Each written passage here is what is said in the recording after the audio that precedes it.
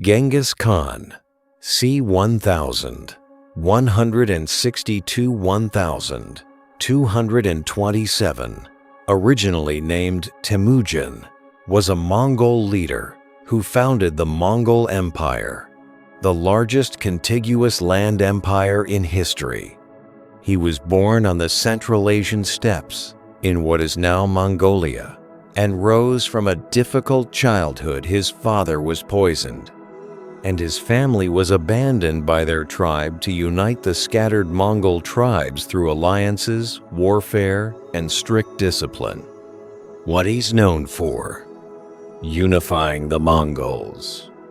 Around 1206, he was declared Genghis Khan, meaning universal ruler.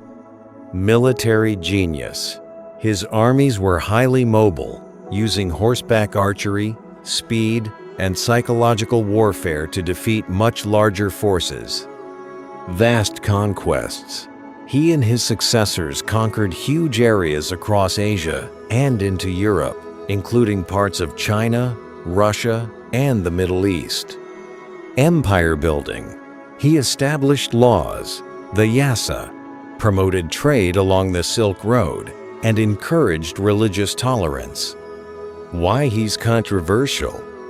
Genghis Khan is remembered both as a brilliant leader and organizer who connected East and West through trade and communication, and a ruthless conqueror responsible for massive destruction and millions of deaths during his campaigns. Legacy. After his death in 1227, his empire kept expanding under his sons and grandsons, becoming a dominant power across Eurasia for over a century. When Genghis Khan united the Mongol tribes in 1206, he did not just create an empire, he built one of the most efficient military systems the world had ever seen. Before him, the Mongol tribes constantly fought among themselves. Loyalty was based on family and tribal bloodlines. Genghis Khan changed that completely. He broke the old tribal divisions and rebuilt his army around discipline, merit, and absolute loyalty to the empire. How his army worked. Genghis Khan organized his warriors into precise military units. 10 soldiers equals an arban. 100 soldiers equals a jagun. 1,000 soldiers equals a mingan. 10,000 soldiers equals a tumen. This system made the Mongol army incredibly organized. Every soldier knew exactly who commanded him and who fought beside him. Promotion was not based on noble birth.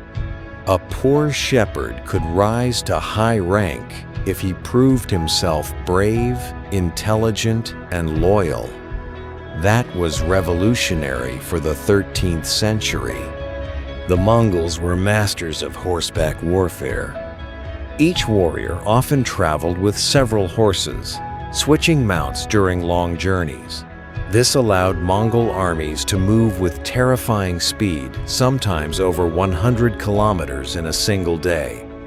Their enemies expected slow-moving medieval armies.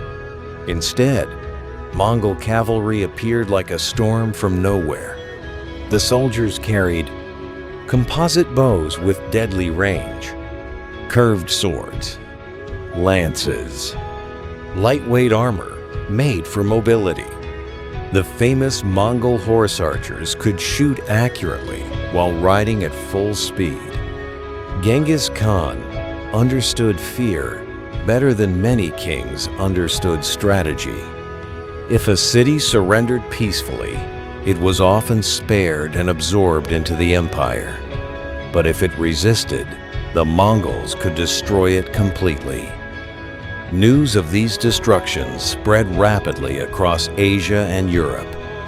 Many cities surrendered before battle even began because they had heard stories of the Mongol armies. This saved Mongol lives and weakened enemies mentally before combat started. One reason the Mongol army moved so efficiently was their communication network. Genghis Khan created a relay system called the Yam. Across the empire, relay stations provided fresh horses, food, shelter, rapid delivery of messages. Messengers could carry orders across enormous distances with incredible speed. In many ways, it was an early imperial postal and intelligence system. How his empire was governed. Genghis Khan understood that conquering land was easier than ruling it. So he created systems that held the empire together even after battles ended. He established a legal code known as the Yasa. While parts of it were secret, it emphasized loyalty, discipline, obedience, punishment for theft and betrayal.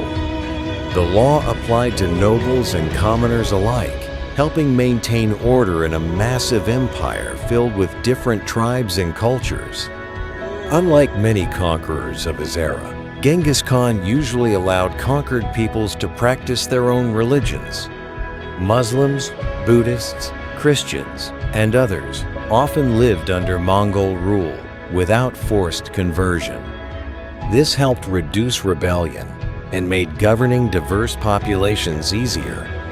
Under Mongol control, the Silk Road became safer than it had been in centuries. Merchants could travel from China to the Middle East and even toward Europe under Mongol protection. This increased trade, cultural exchange, spread of inventions and ideas, paper, gunpowder, and other technologies moved more rapidly across continents during Mongol rule. One of Genghis Khan's greatest strengths was rewarding ability instead of ancestry. Generals, advisors, and officials were often chosen because they were competent, not because they came from noble families. That made his empire stronger and more flexible than many kingdoms of the time. By the time of his death in 1227, Genghis Khan had transformed a divided group of nomadic tribes into a world empire that stretched across much of Eurasia. His armies changed warfare forever. His governance reshaped trade and communication across continents. And centuries later, his name still echoes through history as both a symbol of conquest and one of the greatest empire builders the world has ever seen.